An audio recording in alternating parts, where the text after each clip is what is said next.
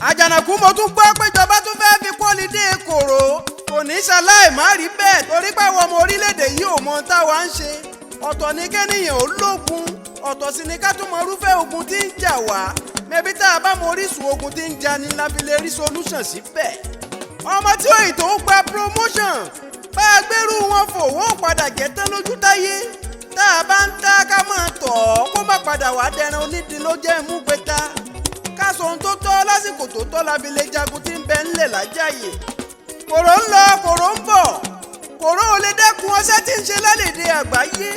Àti sapá ipá ti pin fún wa ẹ̀sìnjá tó gbọ́dọ̀ Olódùmarè ọba tó dá wa sáyé lọ. Ẹni tó dá ojú lè ṣaláì ríran ẹ̀yin ọmọ Nàìjà ẹ tẹ́tí yín ẹ dákun ẹ jẹ́ ń sọ díẹ̀ lọ́rọ̀. Àwọn ẹni ìpè ni mo pe àkọlé orin ewì ọ̀tẹ̀ yìí o. Tá a bá lè gbìyànjú ká ṣe ohun tá a rán mi sí wa lórí ọ̀rọ̀ COVID-19 ńlá fi lè mórí fọ́.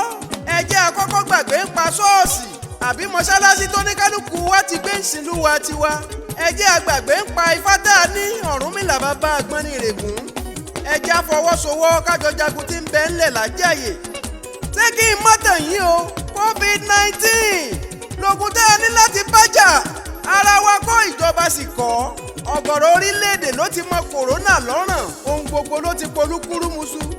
Crude oil ò ráyè tà lórílẹ̀-èdè wa Nàìjà mọ́. Gbogbo borders ni wọ́n ti fi kọ́kọ́rọ́ tì pa. Taxpayers ò rówó san fúnjọba, ohun gbogbo ló dúró dárí. Wọ́n ti lé ìwé, ọmọ ilé ìwé ò rí mú mí kẹ̀rẹ̀kẹ̀rẹ̀ á tún lọ sóko reception. Àjànàkú tóun gbogbo bá ti rí bí èyí Ọlọ́run ọ̀sẹ̀dá ayé là á ké sí. Gbogbo universities àti colleges ńlẹ̀ yìí wọ́n ti sọ kọ́kọ́rọ́ sí àsìmọ́jọ́ tá a tún máa ṣí wọn. Nínú kòsíkòsí níjọba ti gbé ń sanwó àwọn òṣìṣẹ́. Kòró ti gbé wa sẹ́yìn láwùjọ ohun gbogbo ló nira. Àfàìmọ̀ sí ni kórílẹ̀-èdè yìí máa lọ yáwó ká tó lè bẹ́gbẹ́ wa pé owó wa ò tí ì mọ̀. Àjànàkú mo ní tóun gbogbo bá dé gàgà tó dí gogo bí èyí adániwáyé ló yẹ á ké sí. Tógun bá ń jàlú ọmọ ìlú kọ́ ni ó gbèjà jagunjagun ló yẹ ó síwájú ogun fún wa. Ọ̀rọ̀ kòró tó rújú bí èyí iṣẹ́ àwọn ikọ̀ ìríjú Olúwa ni. Ẹ sọ fáwọn ọmọ ìjọ pẹ̀lú àwọn alásàlátù kí wọ́n lọ rè é sẹ́ńpẹ́. Ẹja fún un lóhun tí ń fẹ́ o ẹja dẹ́kun kòrónà. Ẹ gbọ́dọ̀ tákan ní òmùgọ̀ ènìyàn tó lóhun tí ń bẹ nílẹ̀ yìí ò tó pọ́n. Láìsàn tí ò gba rìbá bí ti ń ṣèkọlù sónílé ní ń gbọ́sẹ̀ wọn lóko. Àkàìmọye làwọn diaspora tí coronavirus ti hàn léèmọ̀ tó sì ti dòkú. Kí n má parọ́ ẹni tó kàn ló mọ̀. Àkọ́kọ́ náà ẹ jẹ́ àjọ ṣiṣẹ́ lórí ohun tí wọ́n ń pè ní unity ìṣọ̀kan ilẹ̀ yìí. Tá a bá fẹ́ kókó ayé jẹ́ òye àṣẹra wa lọ́kan ni. Aláwo ni mí mùsùlùmí nìwọ. Èmi ò lè bọ́mọ kìrìsìtẹ́nì ṣe ká mú kúrò nínú ìṣe wa tá a bá fẹ́ ṣe rere. Mr. Corona ò lójútì bẹ́ẹ̀ ni ò mẹ́ni ẹ̀sìn rárá. Àtirẹ́ ni ó mewé tó morúkọ tégbò ń jẹ́ tó sì ti kúkú kòrónà. Àjànàkú ibi à ń lọ ò jìnnà, ibi afẹ́ yà ló pọ̀ ẹgbẹ̀ẹ́gbèje ní ìrìn àjò ọ̀hún. Ẹ sá ti fìdílé nǹkan bó pé ó yẹ ó di dandan kájọ débi à ń lọ. Ahéré ní rẹ́yìn olóko àwa la mọ̀ rẹ́yìn kòró. Ìwòyí ọdún tí ń bọ̀ láṣẹ Olúwa ọ̀rọ̀ kòró dìtàn.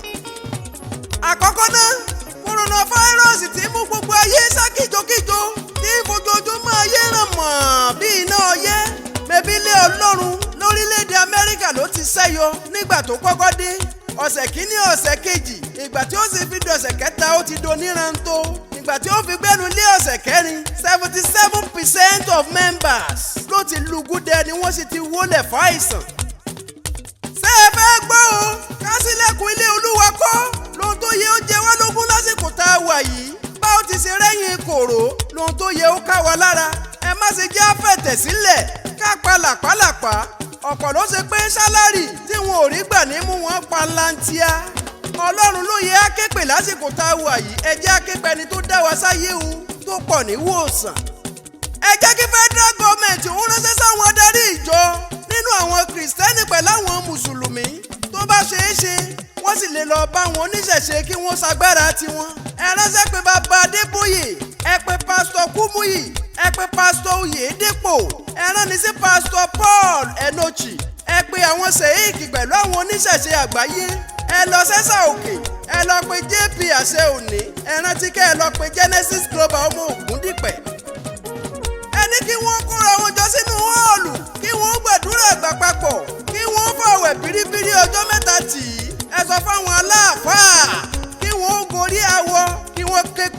tiwọn.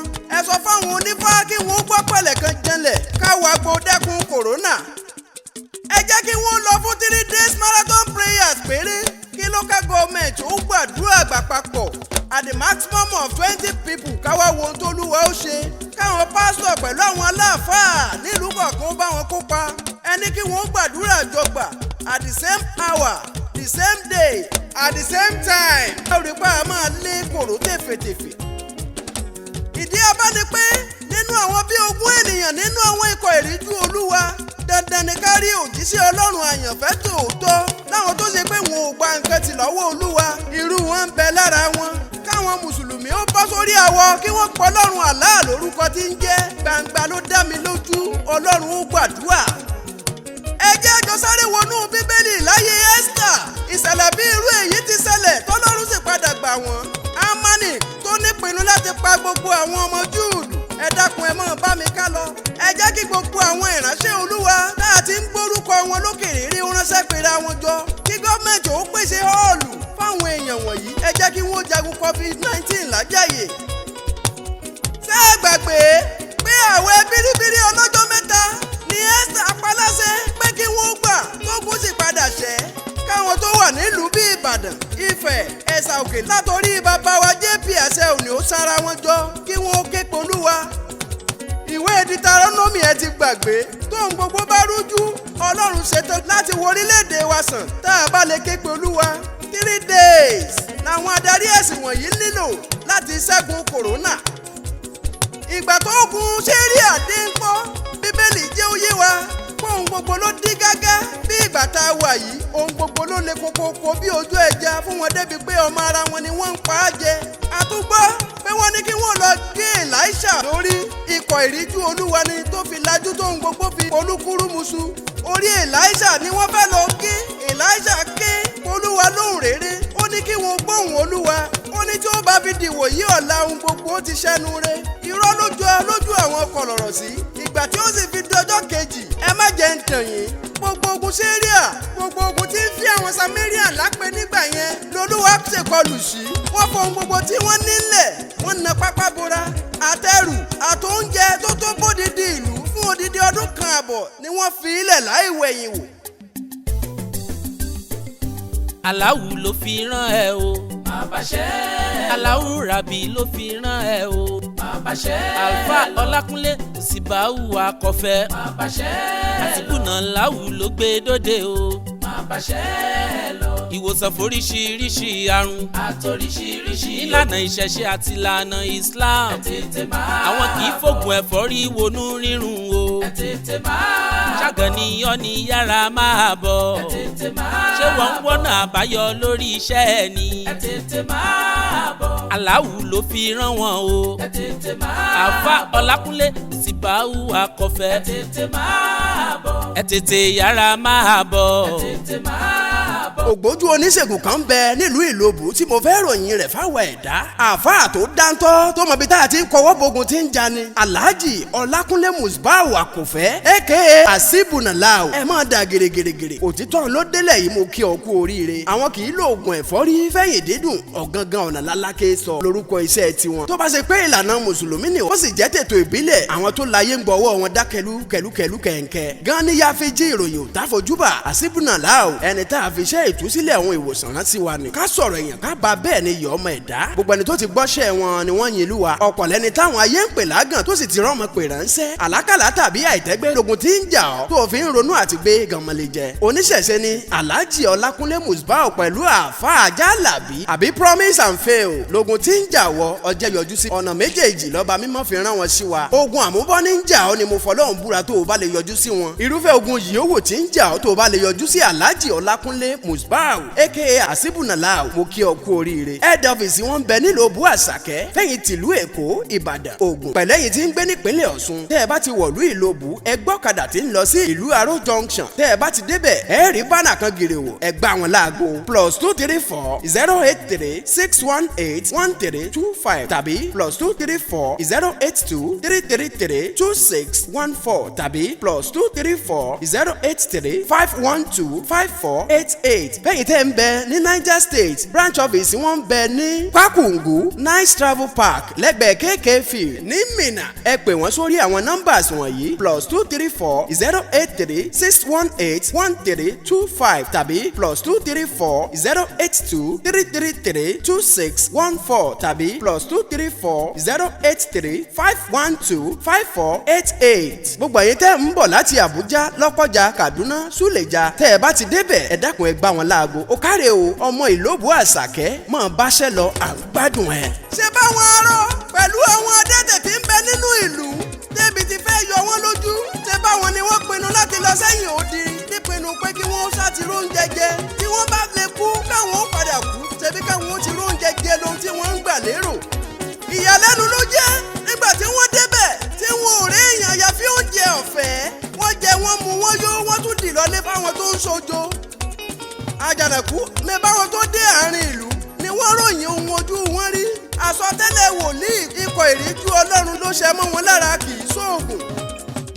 tóun gbogbo bá lè kókókó bí èyí lásìkò kòró iṣẹ́ àwọn olórí ìjọ ni pẹ̀lú àwọn adarí àwọn mùsùlùmí ẹni káwọn ọmọ ìjọ lọ wábì kan lẹ̀ síná kí 20 pásítọ̀ ó dúró ní federal pẹ̀lú 20 imam ní state kọ̀ọ̀kan pẹ̀lú local government wọn. tá a bá lè ṣe yẹn ìgbà yẹn la ṣe mọ̀ pé gbogbo wa ń ranra wa lọ́wọ́ ṣebí ìgbà yẹn la ṣe mọ̀ pé a tún ràn jọba lọ́wọ́. orílẹ̀-èdè Amẹ́ríkà tí wọ́n ní kí wọ́n lọ sí ilé ìjọsìn pé kí wọ́n wọlé láì rógùn kòró inú àbámọ̀ ni wọ́n wà ó ti jájú wọn lójú ẹ lọ bí wọ́n bẹ́ẹ̀ rí wọn. ojoojúmọ́ ni COVID-19 ti ń bẹ̀rẹ̀ gẹ̀jígẹ̀ apá akọ́ṣẹ́mọṣẹ́ dókítà ò ká ẹ dákun ẹ má ṣe jẹ́ àtàrà wa jẹ ẹ jẹ́ àpọ́lọ́hún lọ́nà tó gbòòrò. tó oyin ṣe tẹ́ oyin lọ́nù kókó igi ìran àwọn àfẹ̀mùtù wọ́n lọ sísà ebè tó kọ́lé sí ń jọ́sí. mo lémi Àjànàkú mo fẹ́ máa lọ lé bàbá mi tó bí mi lọ́mọ èmi lọ́mọ òṣòro fọkòkò ẹ̀gẹ́dẹ̀ àlùjẹ̀nú akéwì táyé ń wí. agbọ́n olóko ni mí bàbá tí ń sojú alábòsí kàṣàǹgùà.